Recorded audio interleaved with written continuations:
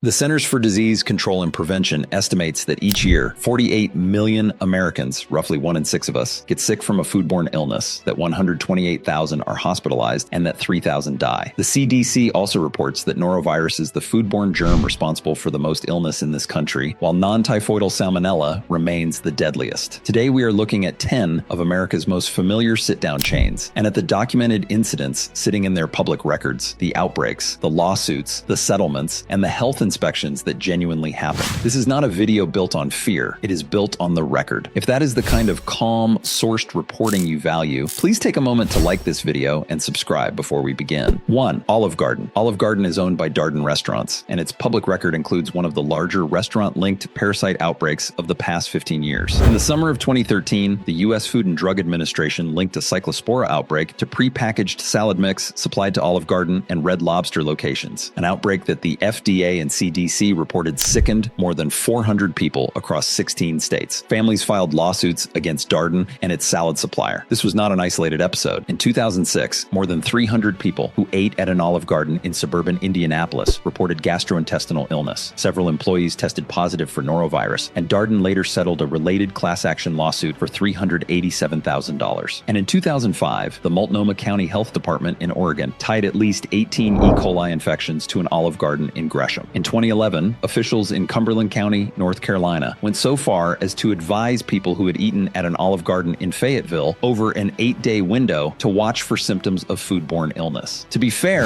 Darden has publicly emphasized food safety reforms in the years since, and the 2013 contamination was traced to a farm supplier rather than the kitchen itself. So while Olive Garden has built its reputation through unlimited breadsticks and a family-friendly table, its record quietly raises a question the warmth of that branding is designed to prevent. When the FDA links your salads to a 16-state outbreak in 2013 and a county health department ties your dining room to E. coli, what exactly is the promise that when you are here, you are family meant to protect? 2. Applebee's. Applebee's is one of the most widespread casual chains in the country, and its public records carries documented foodborne episodes. In 2014, the Minnesota Department of Health identified an outbreak of E. coli 0111, a Shiga toxin-producing strain, among customers of Applebee's locations in Minnesota. At least 13 people were diagnosed, and health investigators pointed to the Oriental chicken salad served at certain restaurants as the likely vehicle. Years earlier, in 2007, an Applebee's spokesman confirmed that roughly 80,000 pounds of beef the chain had purchased came from Quantum Foods of Bolingbrook, Illinois, the supplier that recalled about 405,000 pounds of hamburger patties and steak over possible E. coli contamination. Several diners reported illness, and litigation followed. As with most outbreaks, the contamination originated in the supply chain rather than the dining room, and the company cooperated with the recall. So while Applebee's has built its identity through the promise of being your dependable neighborhood bar and grill, its record quietly raises a question that familiar, dependable image is designed to prevent. When a state health department traces a rare toxin-producing E. coli strain to your salad, and tens of thousands of pounds of your beef are swept up in a 6-figure recall, what exactly is the comfort of the neighborhood table asking you to assume? 3. Texas Roadhouse. Texas Roadhouse is beloved for its hand-cut steaks and free peanuts, and its name appears in the documented record of a deadly national outbreak. In the spring of 2018, the CDC reported that 210 people were infected across 36 states and that 5 people died. Texas Roadhouse was among the restaurants named in early lawsuits, though the attorney who filed them, food safety lawyer Bill Marler, publicly dismissed the chain from those claims once it disclosed its romaine supplier, because the contamination came from the growing region, not the restaurant. Federal investigators ultimately traced that contamination to the Yuma, Arizona growing region, and the outbreak ranked at the time among the deadliest produce-linked E. coli outbreaks the country had seen in more than a decade. Separately, in October 2020, the Maine Center for Disease Control and Prevention issued a public advisory urging anyone who had eaten at the Texas Roadhouse in Bangor during a specific window to seek a hepatitis A vaccine after a potential exposure was identified. So while Texas Roadhouse has built its appeal through a rowdy, generous, all-American steakhouse experience, its record quietly raises a question that easygoing image is designed to prevent. When your restaurant is named in a 36-state outbreak that killed 5 people in 2018, and a state CDC warns your diners about a hepatitis A exposure in 2020, what exactly is the warmth of that welcome built to keep you from asking? 4. Outback Steakhouse. Outback Steakhouse, owned by Bloomin' Brands, has a public record that includes both an infectious disease scare and a documented health inspection failure. In December 2018, during a large hepatitis A outbreak in Nashville, an employee at the Outback Steakhouse at Rivergate tested positive for the virus. The Metro Public Health Department, which had confirmed 180 83 cases since December 2017, worked with the restaurant, which offered vaccinations to staff and underwent a thorough sanitizing. Years earlier, in August 2012, the Fairfax County Health Department in Virginia temporarily closed an Outback on Braddock Road after inspectors found the walk-in refrigerator failing, with raw swordfish held at 53 degrees and raw chicken at 73 degrees, well above the 41-degree safety threshold, alongside a fruit fly infestation. The location reopened the next day once the cooler was repaired. The chain has surfaced in CDC outbreak data more recently as well, in a 2023 cyclosporiasis outbreak that the CDC linked to imported fresh basil and that sickened nearly 250 people nationwide. At least 4 of the cases were traced to an Outback in Minnesota. So while Outback has built its brand through the easygoing promise of no rules and just right, its record quietly raises a question that relaxed slogan is designed to prevent. When a public health department links your kitchen to a hepatitis A scare and inspectors close your doors over raw meat held at unsafe temperatures, what exactly is the carefree image asking you to overlook? 5. Chili's, owned by Brinker International, earns its place here not for a foodborne outbreak, but for a consumer protection failure of a different kind. In May 2018, Brinker disclosed that malware had been installed on payment systems at certain Chili's restaurants, harvesting credit and debit card numbers along with cardholder names from in-restaurant purchases. The company stated the data incident appeared limited to a window between March and April 2018, and that it was discovered on May 11th. Brinker, which operated more than 1,600 Chili's locations, notified law enforcement, brought in third-party forensic experts, and offered affected customers a year of credit monitoring and a fraud resolution service. Affected guests were given until August 2018 to enroll, and the package included a $1 million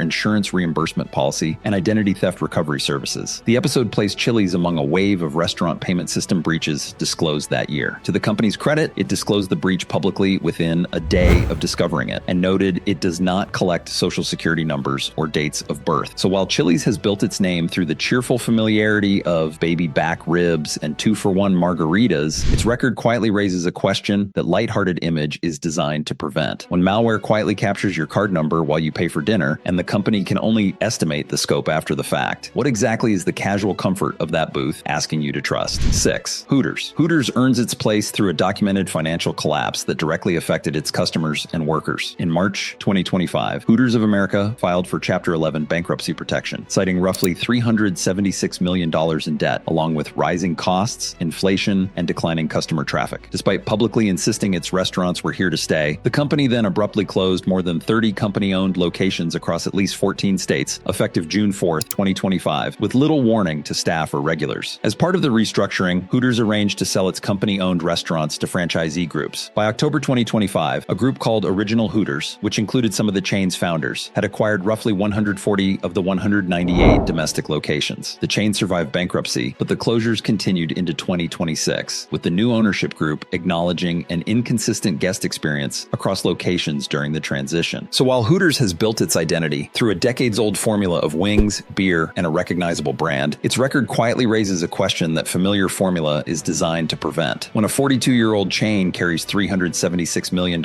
in debt into bankruptcy and shutters more than 30 restaurants in a single day, what exactly is the promise of being here to stay actually worth to the guest at the table? 7. Denny's carries one of the most significant civil rights records in American restaurant history. On March 26, 1993, the United States Justice Department filed suit under Title II of the Civil Rights Act of 1964 against Denny's parent company, then known as Flagstar, alleging discriminatory treatment of African American customers. In 1994, the company agreed to a landmark settlement totaling $54 million, including a $28 million fund for plaintiffs in California and additional sums for those in Maryland and elsewhere. A federal judge approved a Justice Department consent decree, and the Assistant Attorney General for Civil Rights called it the largest, most sweeping settlement of a public accommodations case in the nation's history. The cases grew out of incidents that included a group of black Secret Service agents in Maryland who said in 1993 that they were left waiting for service while their white colleagues were served promptly, an episode that drew national attention. What followed is the part that matters most for an honest accounting. Denny's overhauled itself, dramatically increased minority hiring and franchise ownership, appointed a chief diversity officer, and was later named by Fortune magazine as one of the best companies for minorities. The consent decree was terminated around 2000. So while Denny's has built its modern identity through the promise of an always open, welcoming diner for everyone, its record quietly raises a question that inclusive image is designed to prevent. When the federal government sues you for discrimination and you sign the largest public accommodation settlement in history, what exactly does the open door have to keep proving long after the lights stay on? 8. Golden Golden Corral, the buffet chain, is tied to one of the most widely circulated food handling incidents of the last decade. Local and county health authorities investigated. The franchisee, Eric Holm of Metro Corral Partners, did not dispute the video's authenticity, but stated that none of the food was served to customers, that it was all destroyed within the hour, and that the manager responsible was terminated for failing to follow food handling procedures. The U.S. Department of Health and Human Services notes that meat held above 40 degrees for 2 hours or more can grow bacteria that cause illness. This was not the only documented trouble for the chain in that period. In December 2012, a Golden Corral in Wyoming was suspected in a food poisoning outbreak that sickened dozens of diners, an episode accompanied by complaints of unsanitary conditions. So while Golden Corral has built its appeal through the abundance of an endless, all-you-can-eat buffet, its record quietly raises a question that generous image is designed to prevent. When raw meat is filmed sitting beside a dumpster and the company concedes a manager was fired over it, what exactly is the comfort of the unlimited buffet line asking you not to picture? 9. LongHorn Steakhouse. LongHorn Steakhouse, also owned by Darden Restaurants, is connected to one of the more serious restaurant outbreaks of recent years. In late September 2024, the St. Clair County Health Department in Illinois began investigating a shigellosis outbreak among customers of the LongHorn Steakhouse in Fairview Heights. The department reported 14 confirmed Shigella cases initially, with 23 more potential cases among people who had dined there, with ages ranging from 2 to 91 and at least 6 requiring hospitalization. The restaurant voluntarily closed, cooperated with investigators, and reopened only after remediation. The CDC estimates that Shigella causes roughly 450,000 infections in the United States each year. Shigellosis, the illness it causes, brings on fever, stomach cramps, and diarrhea that can turn bloody and last close to a week, and it spreads easily through food handled by an infected person. The outbreak drew so many sickened diners that a food safety attorney said more than 200 people had contacted his firm, calling it one of the largest Shigella outbreaks in recent American memory. So while LongHorn has built its image through the promise of a bold, grill-marked frontier steakhouse experience, its record quietly raises a question that confident image is designed to prevent. When a county health department links your dining room to a Shigella outbreak that hospitalizes diners aged 2 to 91, what exactly is the swagger of that frontier branding built to keep you from weighing? 10. IHOP, the International House of Pancakes, closes our list with a documented and recent outbreak. Between October and December 2023, Seattle and King County Public Health investigated a salmonella outbreak linked to the IHOP location in Bellevue, Washington. 3 people were confirmed ill, with 2 requiring hospitalization, ranging in age from 20 to 70. The investigation went further than most. In April 2024, when the case was reopened, environmental health investigators tested surfaces inside the restaurant, and one sample came back positive for the very same strain of salmonella involved in the outbreak. King County Public Health closed the restaurant on April 10, 2024, ordered a deep cleaning and disinfection, and allowed it to reopen on April 12th, only after follow-up samples tested negative. That is a textbook example of a health department doing its job, and of a contamination problem that lingered on the premises. Non-typhoidal salmonella, the CDC notes, is the deadliest of the common foodborne germs, which is part of why a positive environmental sample, months after the first illnesses, is treated so seriously by investigators. So while IHOP has built its identity through the cheerful promise of pancakes and an all-day family breakfast, its record quietly raises a question that wholesome image is designed to prevent. When public health investigators find the outbreak strain still living on your surfaces months later, what exactly is the comfort of that breakfast booth asking you to assume about the kitchen behind it? Fortunately, a documented track record runs in both directions. Just as the public record can show outbreaks and closures, it can also show genuine, sourced reasons to trust a kitchen, so long as we stay honest about the limits. Here are 2 picks the record treats more kindly, with the real catch attached to each. Safer. Pick number 1, Ruth's Chris Steakhouse. Ruth's Chris Steakhouse earns its place on the strength of sourcing transparency. The chain is known for serving USDA prime beef, which is the highest of the U.S. Department of Agriculture's 8 quality grades, awarded for abundant marbling from young, well-fed cattle. For years, the industry described prime as representing only about 2% of all graded beef, and in honesty, USDA grading reports for 2024 and 2025 show that share has actually risen to roughly 10% as cattle quality improved. Either way, it remains a minority of beef and a verifiable standard, not a marketing word, which is more than many steakhouses can claim. Buying to a named federal grade gives a customer something concrete to check. One honest disclosure: in April 2020, Ruth's parent company drew heavy public criticism, including a petition with more than 260,000 signatures, after it received $20 million